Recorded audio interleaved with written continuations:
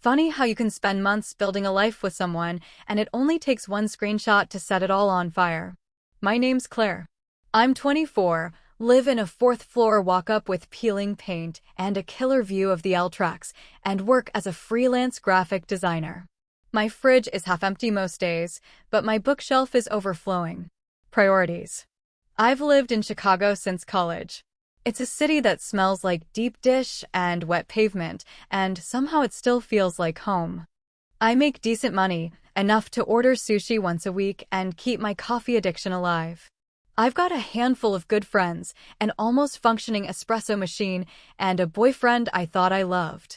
His name is Max, tall, messy-haired, soft-voiced. He takes black and white photos of alley cats and abandoned buildings, calls it art, and somehow makes rent. We met 2 years ago at a friend's party. He spilled wine on my shirt and offered me his hoodie. That night, he walked me home in the rain. Classic move. I should have known. Max moved in after 6 months. Lena said it was too soon. Lena always says it's too soon, but I ignored her. We got a cat, split the bills, argued about dish soap brands. Domestic bliss, if you squint hard enough. Lena's my best friend. Has been since sophomore year of college. She's got the mouth of a sailor and the instincts of a bloodhound. 5'0" of unfiltered commentary and ride-or-die loyalty. If Lena doesn't like you, you're probably trash. The last few months with Max had been fine. Not perfect. Not even great. But fine. He was busier, taking more gigs, editing late at night. Said he was working on a gallery show. I believed him. Because that's what you do when you're in love. Or when you think you are. Looking back, the signs were all there. The suddenly cleared browser history, the way he angled his screen away from me, how he always brought up other people's cheating scandals with this fake moral outrage. Like he was trying to remind me he was a good guy. He stopped holding my hand in public. Not that I needed it, but it's the kind of thing you notice. The silence between us during dinner stretched longer. He answered my texts with emojis instead of words. One night, I asked if he still loved me. He laughed. Then said, "What kind of question is that?" That was the moment I felt something slip, not from him, but from me. The first crack showed up one Friday night. I was curled up on the couch, sweatpants, Netflix, a half-eaten pint of cookie dough ice cream. Max said he had a shoot. I said, "Have fun." He kissed my forehead like always. Around 11:30, my phone buzzed. A message from Lena. "Lena, I need to talk to you. It's about Max." Just 6 words. But I knew right then the storm had started. I stared at the message, heart pounding like I'd just run 10 flights of stairs. I called her immediately. "Hey," she said. Her voice was tight. Serious. Not like her. "What's going on?" I asked, already bracing for impact. I was at Barrel and Beam tonight. Max was there. He wasn't alone. My stomach dropped. Who is he with? A girl. Brunette. Younger looking. They weren't just talking, Claire. They were. Definitely not just talking. I didn't say anything. I just let the silence stretch. "I got pictures," Lena said quietly. "I'm sending them now." Seconds later, 3 photos popped up. Max, sitting at a bar, hand on a girl's knee. Max, leaning in close, smiling in that charming way I thought was mine. Max, kissing her full on, no room for misinterpretation. I felt everything and nothing at once. Lena was still on the line. "Claire. I'm sorry. I didn't know how to tell you." "You just did," I said, my voice steady. Too steady. "Do you want me to come over?" "No. Not yet. I need to think." And then I hung up. I stared at those pictures until my phone went black. Max walked in at 12:07 a.m. Smelling like whiskey and pretension. He smiled. "Hey, babe." Shoot ran late. I looked at him. Really looked at him. And for the first time, I didn't see my boyfriend. I saw a liar wearing Max's face. "Did it?" I asked, standing up. My voice felt detached from my body. "Yeah. Sorry I didn't text. Battery died." I held up my phone. "Funny. You were fully charged an hour ago at Barrel and Beam." His face froze. Eyes wide. The silence that followed was heavy. He knew. And I knew everything I needed to. Max didn't say anything right away. Just stared at me, frozen like I'd pulled a gun instead of a phone. Guilt rolled off him in waves, thick enough to choke on. I can explain, he finally said. I'm sure you can, I replied. But I don't want to hear it. That threw him. His mouth opened, then closed. He was expecting tears. Screaming. Maybe even a dramatic slap. But I wasn't going to give him that. I was too tired. Too cold.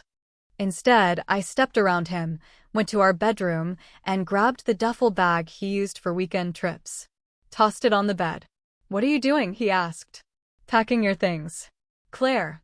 No, I cut in. Don't. You had a choice, Max. You made it. Now live with it. I started throwing his clothes into the bag, not bothering to fold. I didn't even care if it fit. I just wanted it, and him, out. He tried to plead. Said it didn't mean anything. Said he was drunk. Said I was the only one who really mattered. I didn't answer. I didn't cry. I didn't scream. That silence? It scared him more than anything else ever could. The next morning, I woke up to a half-empty closet and a voicemail I didn't bother listening to. Lena came over with coffee, muffins, and zero judgment. I'm fine, I told her, sitting cross-legged on the couch in the same clothes from last night. You're not, she said. But you will be. I didn't respond. Just took a sip of my lukewarm latte and stared at the wall. I was still processing the collapse of 2 years in under 10 minutes. You know, Lena added, you're handling this suspiciously well. I glanced at her. Would you rather I break something? She grinned.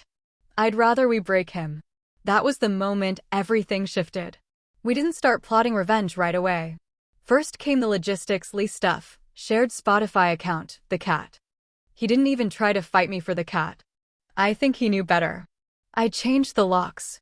Blocked his number. Told our mutual friends he cheated. Most were stunned. Some weren't. A few admitted they'd seen him out with someone more than once. And that's when the hurt turned to rage. Because it wasn't a mistake. It was a pattern. A routine. He just didn't expect to get caught. A week later, Lena and I were at our favorite diner.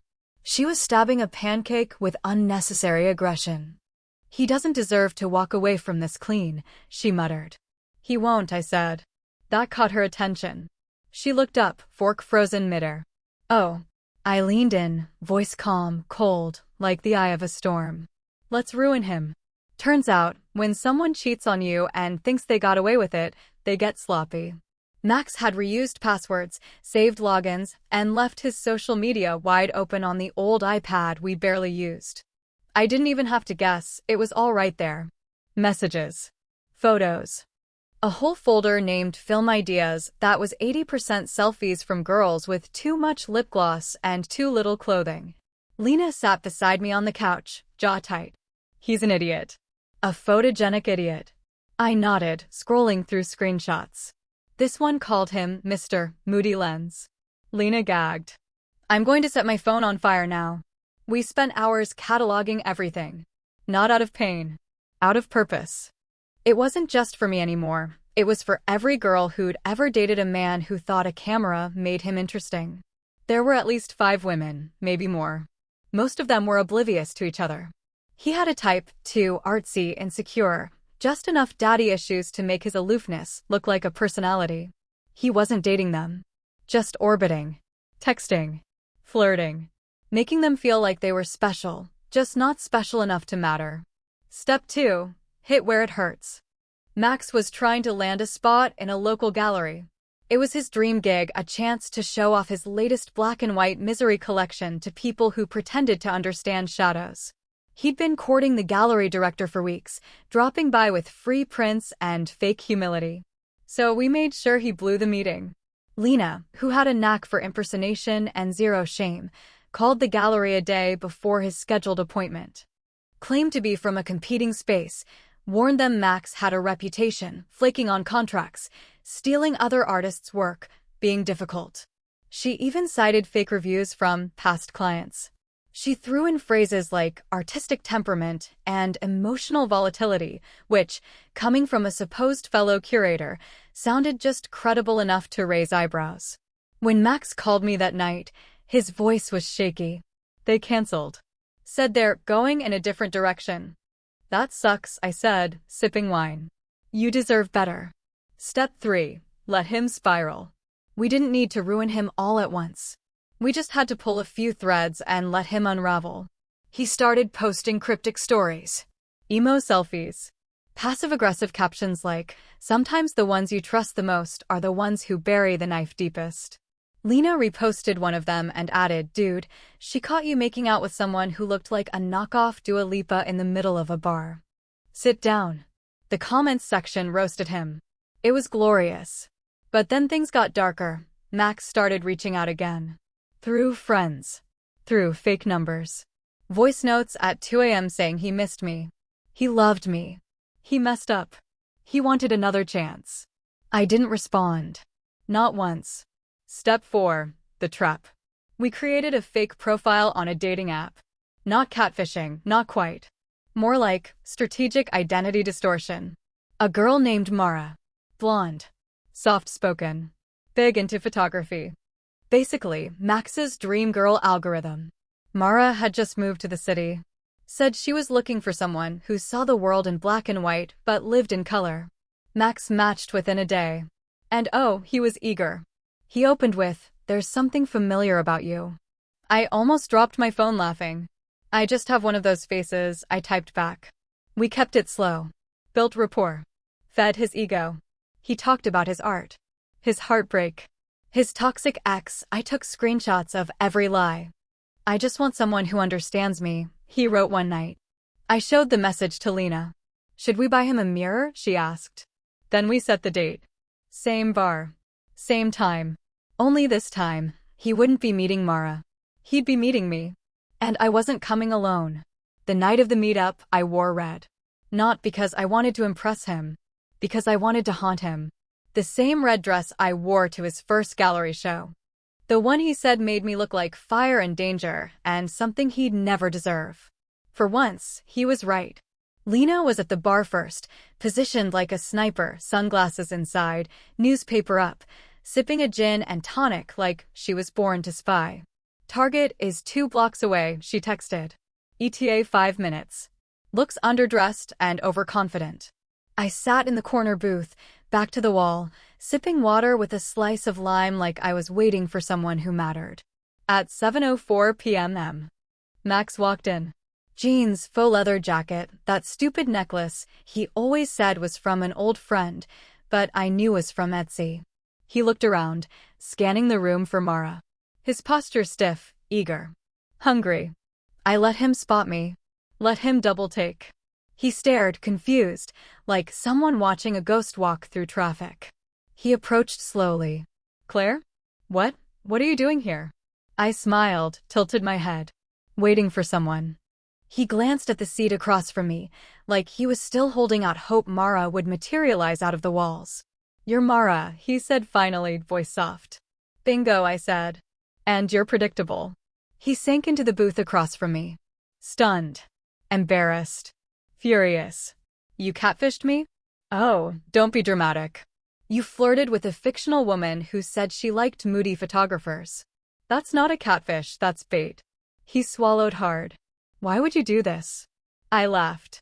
It was light, sharp, full of something ancient and satisfied. "Because you cheated. Because you lied.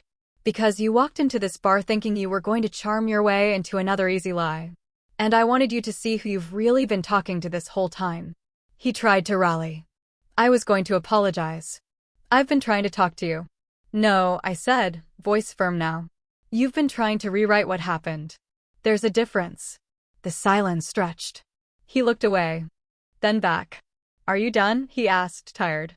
I leaned in. Almost.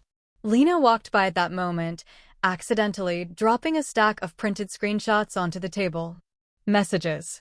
Selfies. His entire digital double life. She didn't say a word. Just winked and walked out. I slid them toward him. "You might want these. For your collection." Max didn't speak. Just stared at the mess he made, now tangible and laid out between us like evidence at a trial. I stood. Picked up my coat. Looked him in the eye one last time. "You'll get over this," I said. "But not before everyone you've lied to sees who you really are." Then I left. And for the first time in months, I felt clean. I didn't hear from Max again. Not directly. But the fallout found me. Apparently, screenshots have a way of circulating, especially when you print them, scatter them around a bar, and trust that at least one tipsy onlooker will start asking questions. Which they did. Loudly. With Wi-Fi. Within a week, his name was viral in a very niche, very satisfying corner of the internet. Reddit threads. Local Facebook groups. An Instagram story from one of his many side flings simply captioned, "Guess I wasn't the only muse." Max's reputation tanked. Gallery gigs dried up. A rumor started, something about stolen work, a lawsuit, even though it wasn't true. Funny how that works. Not my fault. Not technically. His social media went dark. His website quietly disappeared. The last photo he ever posted, a blurry skyline with the caption, "Even towers fall," became a meme. And me? I lived. Not just existed. Lived. I moved to a sunnier apartment. Bigger windows, better coffee shop downstairs. Got a raise. Landed a dream client. Started sleeping with both eyes closed again. Lena and I started a podcast. Red Flags and Red Lipstick. A mix of breakup stories, revenge tales, and brutally honest advice. It took off faster than we expected. Turns out, people love a good story, especially when the villain loses. We interviewed women who'd been through it all: cheaters, ghosters, narcissists, commitment phobes with guitars. Our inbox was flooded. Apparently, my story wasn't just mine. One night, about 3 months after the bar ambush, I got a letter. A real one. Envelope. Stamp. Max's handwriting. I thought about throwing it away. Instead, I opened it. Inside was a short note. No apology. Just a few sentences. "You were right. About all of it. I don't expect forgiveness. Just wanted to say you were always the real artist between us. You created something unforgettable." No signature. Just that. I folded it up, tossed it into the drawer with expired coupons and takeout menus. Maybe he meant it. Maybe not. Didn't matter. I had a new life now. One that didn't include him, his camera, or his overused metaphors. I traveled. Took a solo trip to Portugal. Ate grilled sardines on a rooftop and didn't take a single picture. I fell in love again, not with someone else, but with myself. The version of me that survived the fire and still wanted to dance in the smoke. Because revenge didn't fix me. I did that myself. But damn, it made the silence afterward feel like music. Thanks for watching. Subscribe for my Chanel.